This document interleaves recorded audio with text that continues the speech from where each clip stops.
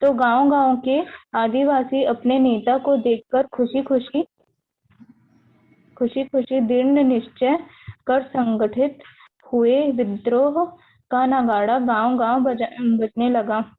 बस यस अब मैम। देखिए, इसमें जो करेक्ट पढ़ी हो आप, लेकिन एक लाइन मिसिंग है, वो पीछे वाले पेज में होगा आपके में 78 में। तो यहाँ पे जो है, नारायण सिंह को चोरी और डकैती के जुर्म में क्या कर लिया जाता है, बंदी बना लिया जाता है, उन्हें जेल में डाल दिया जाता है। जैसे कि हमने पिछले पेज में पढ़ा हुआ था, 24 अक्टूबर 1856 को उनको गिरफ्तार कर लिया जाता है। लेकिन कौन से जुर्म में, डकैती करने के जुर्म में। क्या डकैती किया था उन्होंने, अन्न की डकैती की थी। उनके गांव के लोग जो थे वो भूख से मर रहे थे, इसी वजह से उन्होंने डकैती की थी। सोना खान के किसान नेता, मतलब ये जो जमींदार थे ना सोना खान के, वीर नारायण सिंह, तो वीर नारायण सिंह को जेल में देखकर वहां के जो लोग थे वो क्या थे, बहुत ज्यादा बेचैन और दुखी रहते थे। उनके पास और कोई चारा ही नहीं था इसके सिवा। उसी समय देश में अंग्रेजी सत्ता के विरोध में विप्लव की अग्नि फूट पड़ी। मतलब पूरे देश में क्या हो गया था, अंग्रेजी सत्ता के विरोध में लोग क्या करने लगे, क्रांति करने लगे कि अंग्रेजों को भगाओ।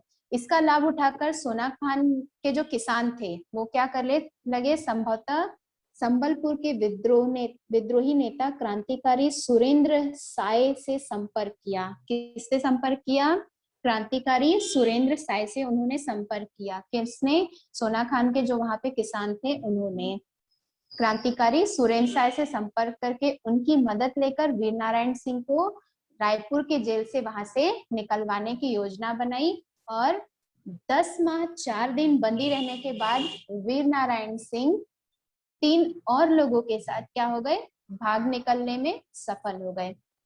वे जेल से भागकर सीधा कहाँ गए, सोना खान चले गए और 3 माह तक स्वतंत्र घूमते रहे। वहां के लोगों ने उन्हें छुड़वा तो लिया, छुड़वाने के बाद वह फिर पुनः सोना खान ही लौट गए और वह क्या करिए 3 महीने तक पूरे स्वतंत्रता के साथ घूमते रहे। उन्हें किसी भी तरह का भय नहीं था। रायपुर के जो डिप्टी कमिश्नर थे उन्हें पुनः पकड़वाने के लिए 1000 रुपए का इनाम घोषित किया। जिस डिप्टी कमिश्नर ने क्या किया था, इन्हें बंदी बनाने के लिए या इन्हें जेल में डालने के लिए एक योजना बनाई थी, जिसके तहत अन्न की चोरी का इन पर इल्जाम लगा के इन्हें गिरफ्तार किया गया था। तो अब जब ये भाग गए थे तो डिप्टी कमिश्नर जो था वह उतावला हो गया कि अब इनको कैसे पकड़ा जाए। तो पकड़ने के लिए क्या किया, उसने 1000 रुपए का इनाम रखा। उसने तुरंत एक दस्ते को सोना खान की ओर भेज दिया। मतलब एक टुकड़ी जो होती है कुछ लोगों की, उस टुकड़ी को क्या किया, सोना खान गांव की तरफ भेज दिया। परंतु ब्रिटिश सरकार उन्हें खोजने या बंदी बनाने में क्या रह गई, असमर्थ रही, उन्हें बंदी नहीं बना पाई। जब वीर नारायण सिंह आ गए तो गांव-गांव के आदिवासी अपने नेता को देखकर बहुत ज्यादा खुश होने लगे और उनके मन में भी क्या होने लगा, दृढ़ निश्चय आ गया कि हाँ अब हम सुरक्षित हैं। विद्रोह का नगाड़ा हर एक गांव में बजने लगा था। विद्रोह किसके विरुद्ध था, अंग्रेजों के विरुद्ध विद्रोह। सभी लोगों ने विद्रोह कर दिया कि ये लोग बहुत ज्यादा अत्याचार कर रहे हैं, इन्हें हमारे देश से भगाया जाए। क्लियर है, कोई डाउट किसी को?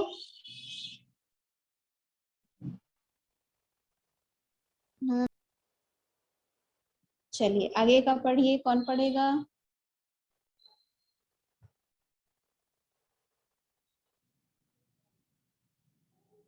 कोई नहीं पढ़ना चाहता है?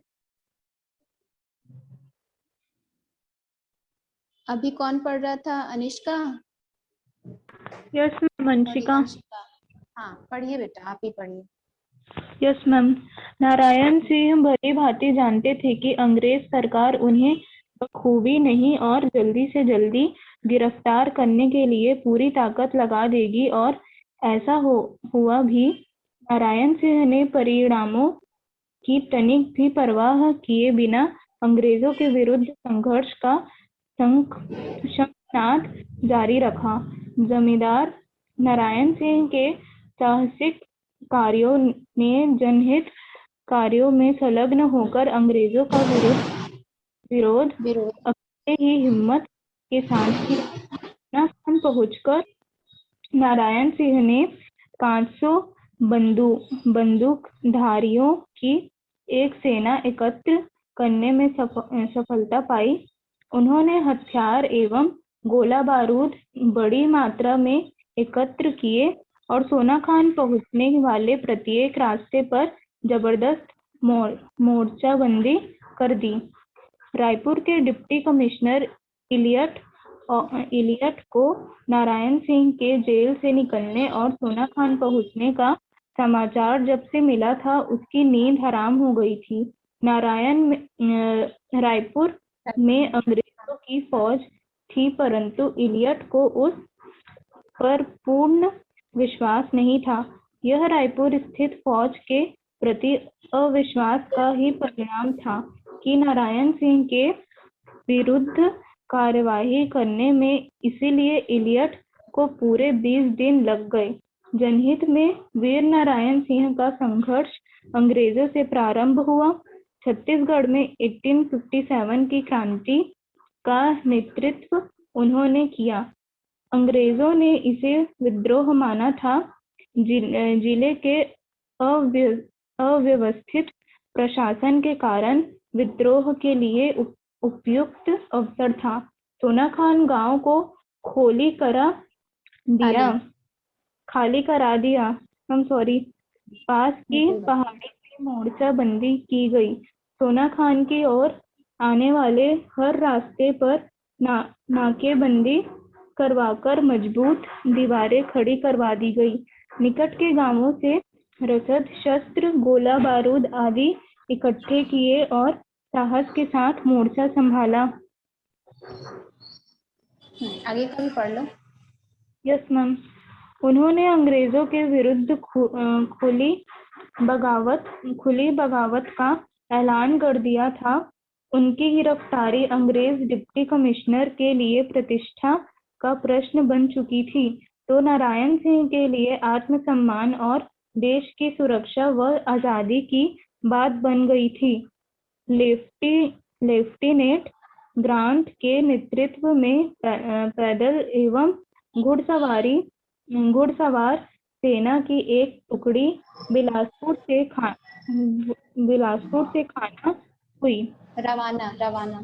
रवाना हुई जो रायपुर जिले के उत्तरी क्षेत्र तथा नर्मदा क्षेत्र के रामगढ़ एवं सोहागपुर क्षेत्र में क्रांतिकारियों की गतिविधियों को रोकने हेतु भेजी गई। हो गया, अब समझ लेते हैं। ठीक है, तो यहाँ पे वीर नारायण सिंह को मतलब गांव के लोगों ने क्या किया, जब वीर नारायण सिंह छूट के आए गांव में, तो वहाँ के आदिवासी लोग जो थे वो बहुत ज्यादा खुश हो गए और उनके मन में दृढ़ निश्चय उत्पन्न हो गया और हर एक गांव में क्या हो गया, अंग्रेजों के विरुद्ध विद्रोह हो गया। वीर नारायण सिंह यह बहुत ही अच्छे से जानते थे कि अंग्रेज सरकार उन्हें बिल्कुल भी बख्शेगी नहीं, मतलब बख्शेगी नहीं का मतलब छोड़ेगी नहीं, जल्दी से जल्दी उन्हें गिरफ्तार कराने के लिए अपना पूरा ताकत लगा देगी। और ऐसा हुआ भी, जैसा उन्होंने सोचा था कि अंग्रेज सरकार उन्हें नहीं बख्शेगी, तो ऐसा हुआ भी। नारायण सिंह जो थे वो बिल्कुल भी परिणाम की परवाह किए बिना अंग्रेजों के विरुद्ध संघर्ष का शंखनाद जारी रखा। मतलब उन्होंने अंग्रेजों के खिलाफ लड़ने के लिए अपना एक सेना नेतृत्व गठन किया था, जिसके विरुद्ध उन्होंने क्या किया, अंग्रेजों के विरुद्ध शंखनाद उन्होंने जारी रखा। जब वे छूट के जेल से आए तो उन्होंने इस बात की बिल्कुल भी परवाह नहीं की कि अंग्रेज सरकार उन्हें नहीं छोड़ेगी। बिछवाड़ा जाति के जमींदार नारायण सिंह के साहसिक कार्यों ने जनहित कार्यों में संलग्न होकर अंग्रेजों का विरुद्ध अकेले ही हिम्मत से किया।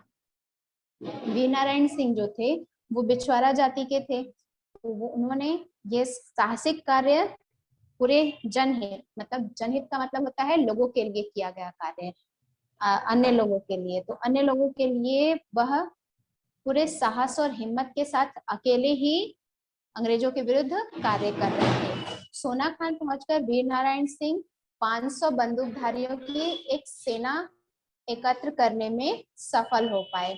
उन्होंने हथियार, गोला बारूद, बहुत ही ज्यादा मात्रा में सोना खान पहुंचने वाले प्रत्येक रास्ते पर जबरदस्त मोर्चाबंदी कर दी। किसने किया था ये सारा कार्य? वीर नारायण सिंह ने। जब वो कहाँ से आए थे, जेल से लौटकर वापस आए थे, तब 500 बंदूकधारियों को पूरे सोना खान के रास्ते रास्ते में खड़ा करवा दिया और पूरा रास्ता ही बंद करवा दिया, मतलब मोर्चाबंदी करा दी। मोर्चाबंदी कराना मतलब रास्ता बंद करा देना।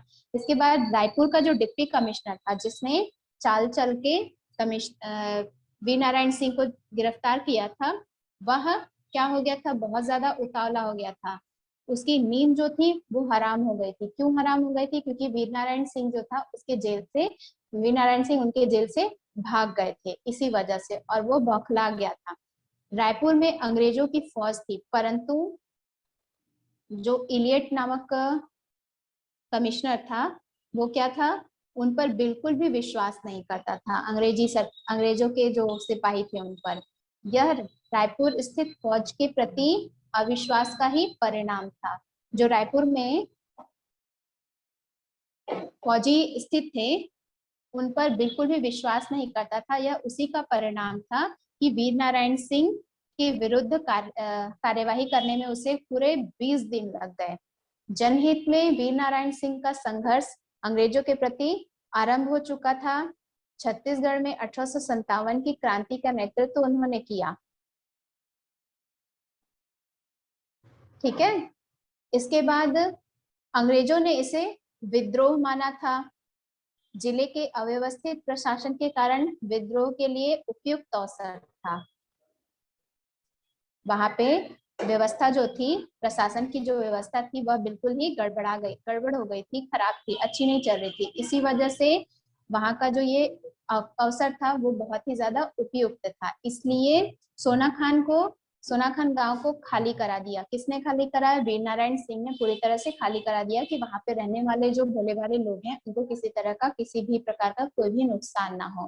पास की पहाड़ी में मोर्चाबंदी कर दी गई, मतलब जो पास का, जहां से उस गांव में पहुंचा जा सकता था, वहां उस रास्ते को ही बंद करा दिया गया। सोना खान की ओर आने वाला हर एक रास्ते पर नाकाबंदी करवाकर मजबूत दीवारें खड़ी करवा दी गई।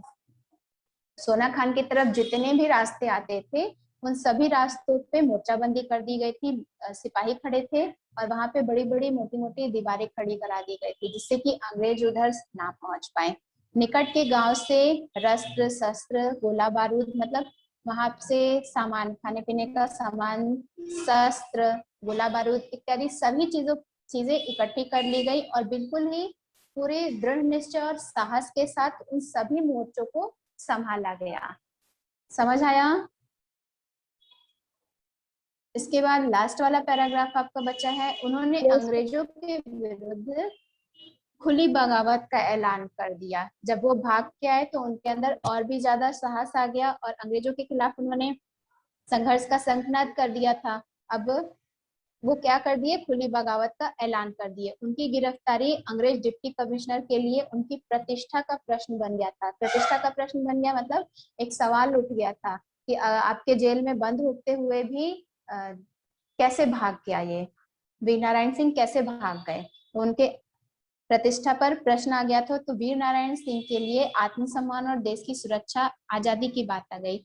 एक तरफ अंग्रेजी डिप्टी कमिश्नर के लिए प्रतिष्ठा की बात थी कि उनके जेल से वीर नारायण सिंह भाग गए थे, लेकिन वहीं दूसरी तरफ वीर नारायण सिंह के लिए यह आत्मसम्मान और देश की सुरक्षा की बात थी और आजादी के लिए बात थी कि अब हमको आजाद कराना है, और उनका आत्मसम्मान भी बहुत ज्यादा कीमती था। आगे लिख रही हैं डॉक्टर सुनिधि मिश्र कि लेफ्टिनेंट ग्रांट के नेतृत्व में पैदल और घुड़सवार सेना की एक टुकड़ी बिलासपुर से रवाना हुई।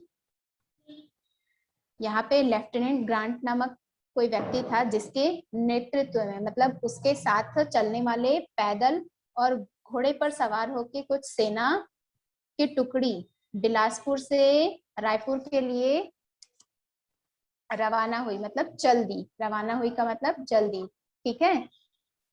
रायपुर जिले के उत्तरी क्षेत्र तथा नर्मदा क्षेत्र के रामगढ़ और सोहागपुर क्षेत्र में क्रांतिकारियों की गतिविधि को रोकने हेतु भेजी गई। यहाँ पे क्रांतिकारी कौन थे? वीर नारायण सिंह और उनके जो साथी थे वो सभी क्रांतिकारी थे। तो उनकी क्रांतिकारियों के गतिविधियों को रोकने के लिए एक सेना की छोटी सी टुकड़ी भेजी गई थी। आगे का पढ़ते हैं हम।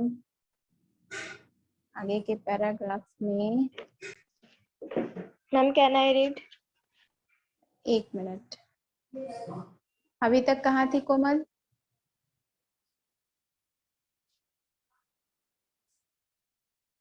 पढ़ो। Yes ma'am. मैम वो थोड़ा लेट ज्वाइन की, क्लासेस चलती थी, बताई थी मैम।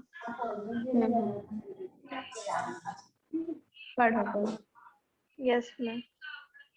वीर नारायण सिंह के नेतृत्व में सोनाखान गांव के आसपास के सभी किसान संगठित हो गए तथा उन्होंने शपथ ली कि वे उनके नेतृत्व में अपने प्राणों की बलि देने के लिए तैयार हैं।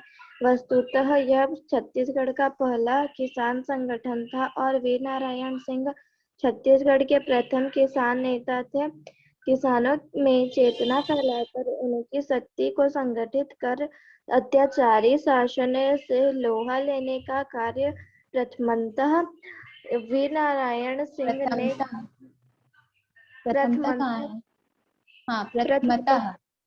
प्रथमतः वीर नारायण सिंह ने ही किया। उनकी सेना में किसान भी भर्ती हुए, किंतु उनके पास न तो पर्याप्त हथियार थे और न ही कोई सैनिक प्रशिक्षण, किंतु उनके पास अटूट मनोबल था और था स्वाधीनता के लिए संघर्ष का संकल्प। अत्याचार अन्याय से लड़ने की प्रेरणा। अटूट मनोबल से बड़ा कोई हथियार नहीं होता। देखते ही देखते सोनाखान गांव एक फौजी छावनी में बदल गया। जंगल के बीच बसे इस आदिवासी गांव में तीर कमानों एवं बंदूकों की झनकार सुनाई पड़ने लगी। स्वाधीनता के संघर्ष की पहली शंखनाद सोनाखान के जंगलों से। छनकार छनकार झनकार ऐसे पढ़ेंगे। झनकार सुना, ये झनकार मैम? हाँ हाँ। क्या पढ़ेंगे बताओ। झनकार मतलब? नहीं क्या पढ़ेंगे? झनकार पढ़ रही थी कि क्या पढ़ रही थी? झनकार। पढ़। जंगल से उठी थी। मैम सेकंड वाला भी पैरा पढ़ूं? आगे 2 पैराग्राफ भी पढ़ दो। वो जो 2 पैराग्राफ है हाथ बेचा है वहां तक।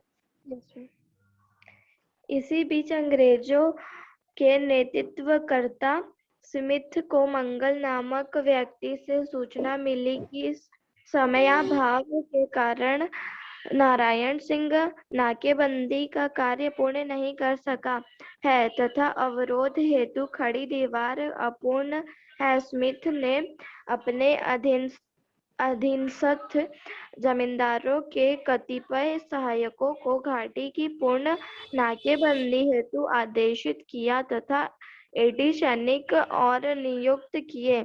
स्मिथ को अपनी फौजी तैयारी में रायपुर में 20 दिन एवं खरौद में 8 दिन लगे थे। स्मिथ खरौद से रवाना होकर पहले नीमतल्ला फिर देवरी पहुंचा। यह 30 नवंबर 1857 की बात है। देवरी जमींदार स्मिथ के स्वागत के लिए तैयार बैठा था। देवरी का जमींदार रिश्ते में नारायण सिंह का काका लगता था। उसकी नारायण सिंह से खानदानी शत्रुता थी। स्मिथ ने देवरी जमींदार को हथियार की तरह उपयोग किया। देवरी से स्मिथ ने ऐसी व्यवस्था की कि नारायण सिंह को सोनाखान में बाहर कहीं से भी कोई सहायता न मिल सके। सोनाखान जंगलों एवं पहाड़ों से घिरा एक किले के समान है। सोनाखान की रुक जाओ। पहले मैं समझा लूं उसके बाद पढ़ना आगे का। यहाँ पे अब जो वीर नारायण सिंह हैं उनके नेतृत्व में सोनखान गांव के आसपास के सभी किसान, जितने भी किसान सोनखान गांव के आसपास या सोनखान गांव में जो थे वो क्या थे, संगठित हो गए। किसके नेतृत्व में? वीर नारायण सिंह के नेतृत्व में, मतलब उनके नेतृत्व में कार्य करने लगे। उन्होंने यह शपथ ली किसानों ने कि उनके प्राण की बलि देने के लिए भी वह तैयार है, किंतु वह सोनाखान गांव को स्वतंत्र मतलब अंग्रेजों से अपने देश गांव को स्वतंत्र कराना चाहते थे। इसके लिए उन्हें अपने प्राणों की बलि भी देनी पड़े तो उन्हें इसी बात का कोई दुख नहीं है। यह छत्तीसगढ़ का पहला किसान संगठन था और वीर नारायण सिंह जो थे वो क्या थे, पहले किसान नेता थे। ठीक है, किसानों में चेतना फैलाकर उनकी शक्ति को संगठित कर अत्याचारी शासन से लोहा लेने का कार्य वीर नारायण सिंह ने ही किया था। चेतना का मतलब क्या होता है?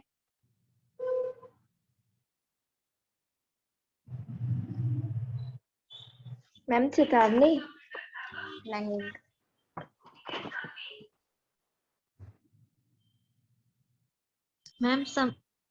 मैम समझाना। नहीं, हाँ समझाना भी बोल सकते हैं लेकिन समझाना एक पर्टिकुलर वर्ड नहीं होगा। और कुछ?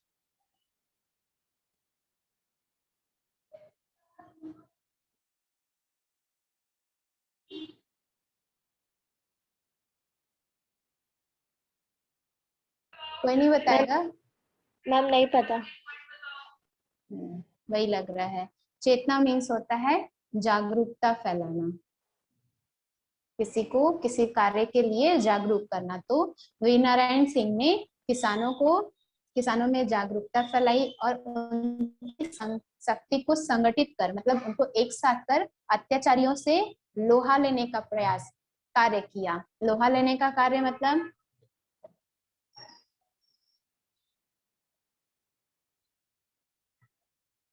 बताओ, लोहा लेने का कार्य? लड़ाई। हाँ, किसी के विरुद्ध लड़ाई करना, बदला अत्याचार के लेना। विरुद्ध लड़ाई करना, बदला लेना। ठीक है, तो लोहा लेने का कार्य किसमें संगठित किया? किसानों में, मतलब चेतना फैलाई, ऐसा वीर नारायण सिंह ने किया।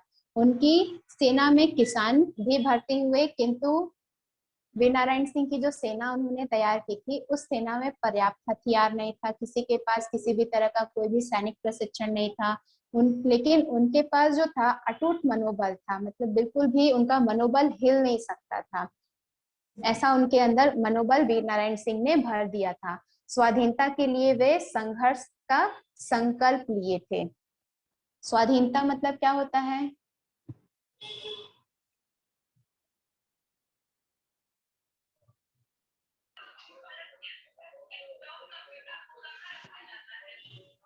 स्वाधीनता का मतलब सेल्फ शायद। अच्छा, स्वतंत्रता दिवस का मतलब क्या होता है? आजादी, यानी कि वही 15 अगस्त। इंडिपेंडेंस डे ना। Yes ma'am. तो स्वाधीनता का मतलब क्या हुआ? स्वतंत्रता। आजादी। स्वाधीनता, स्वाधीनता, स्वतंत्रता के लिए संघर्ष कर रहे थे। ठीक है, स्वाधीनता का मतलब हुआ स्वतंत्रता, इंडिपेंडेंस चाहिए था उन्हें। ठीक है, इसके बाद बता रहे हैं अत्याचार अन्याय से लड़ने की प्रेरणा उनमें बहुत ज्यादा थी। कहाँ गया? अटूट मनोबल से बड़ा कोई भी हथियार नहीं होता है। जैसे कि अब आपको कोई काम दे दिया जाए, एक 25 किलो की बोरी उठाने के लिए बोल दिया जाए, लेकिन आप में से कुछ बच्चे होंगे बोलेंगे हम कहाँ, हम खुद ही 25 किलो के होंगे, हम कहाँ बोरी उठाएंगे। लेकिन उन आप लोगों में से कोई एक होगा जो क्या बोलेगा, नहीं मैं उठा लूंगा या मैं उठा लूंगी। तो क्यों? क्योंकि उसके अंदर मनोबल बहुत ज्यादा रहेगा, उसके अंदर ये विश्वास रहेगा कि हाँ मैं ये कार्य कर सकती हूँ या कर सकता हूँ। इसके बाद देखते ही देखते सोनाखान गांव जो था वो एक पूरी तरह से फौज में तब्दील हो गया, फौज की एक छावनी बन गई। तब्दील हो गया का मतलब होता है बदल गया। ठीक है, जंगल के बीच बसे यह जो गांव था सोनाखान, वह जंगलों के बीच से घिरा हुआ था। आदिवासी गांव में तीर कमानों एवं बंदूक की झनकार बहुत ज्यादा सुनाई पड़ने लगी। स्वाधीनता के संघर्ष की पहली झनकार सोनाखान के जंगलों से ही उठी थी छत्तीसगढ़ में। क्लियर है? इसके बाद बता रहे हैं डॉक्टर सुनीता मिश्र, इसी बीच अंग्रेजों का नेतृत्व करता मतलब अंग्रेजों के जो नेतृत्व करते थे, जो देखभाल करते थे, स्मिथ को मंगल नामक व्यक्ति से सूचना मिली कि समय अभाव के कारण नारायण सिंह नाकेबंदी का कार्य पूर्ण नहीं कर सका तथा अवरोध हेतु खड़ी दीवार अपूर्ण है।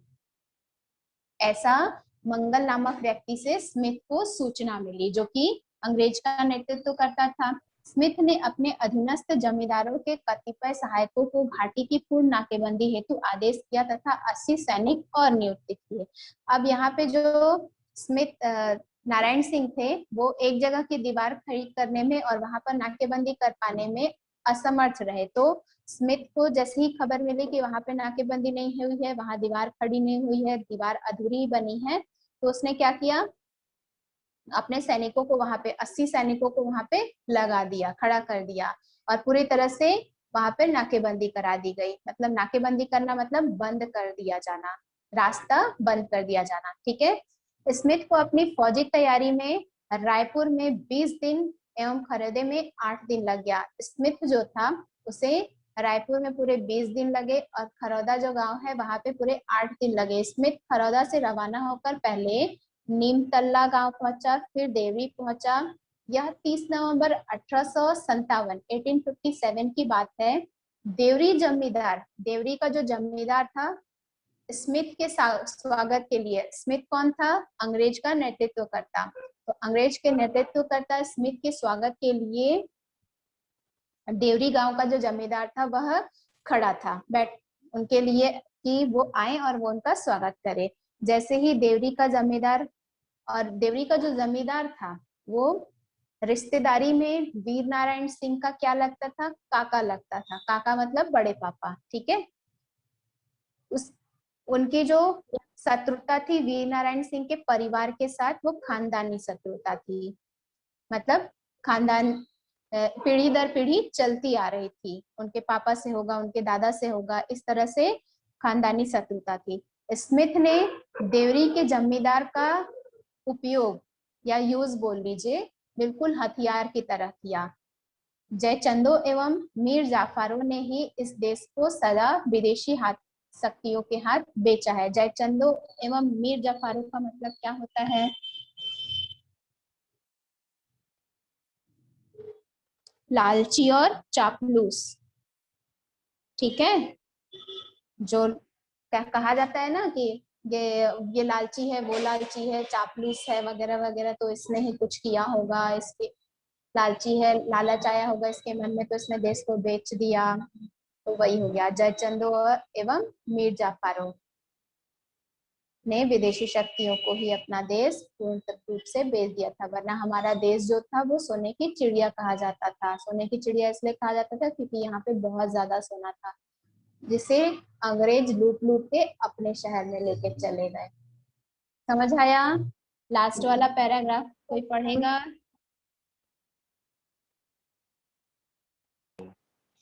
Yes ma'am. जल्दी पढ़ो सर।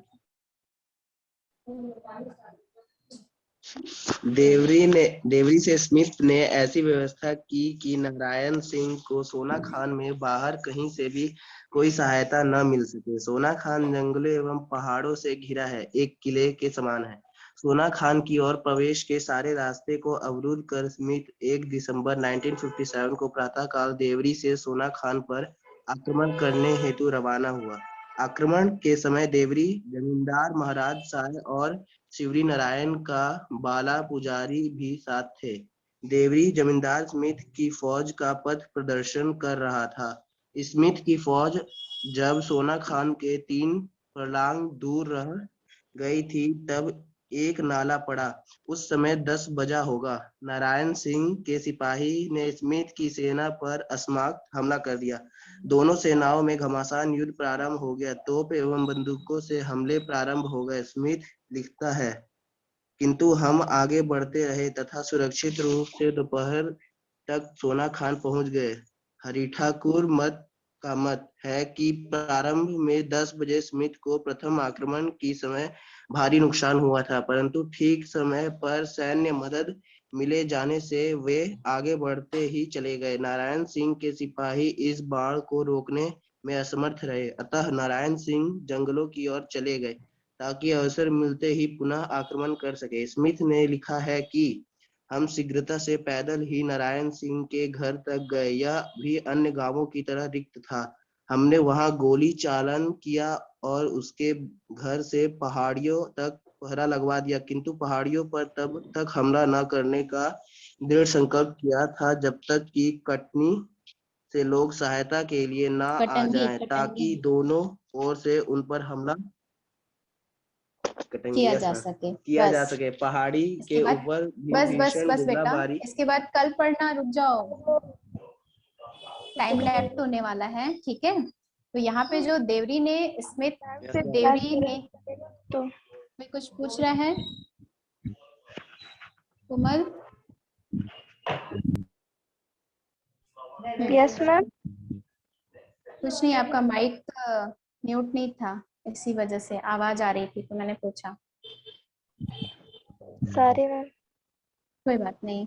जो देवरी से स्मिथ ने ऐसी व्यवस्था की, देवरी क्या था? गांव था। तो देवरी से स्मिथ ने ऐसी व्यवस्था की कि वीर नारायण सिंह को सोनखान में बाहर कहीं भी कोई भी सहायता ना मिल सके, ऐसा स्मिथ ने व्यवस्था की। क्योंकि पहले से ही घेराबंदी वीर नारायण सिंह ने भी करा दी थी, और जहां का बचा खुचा था वहां पे किसने करा दिया था? स्मिथ ने वहां की घेराबंदी करा दी थी। तो स्मिथ ने पूरी ऐसी व्यवस्था कर दी कि वीर नारायण सिंह बाहर से कोई भी सहायता ना ले सके। सोनखान जंगलों एवं पहाड़ों से बिल्कुल घिरा हुआ था, एक किले के समान था।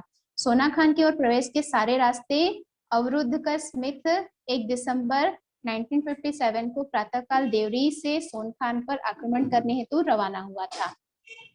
अवरुद्ध का मतलब क्या होता है?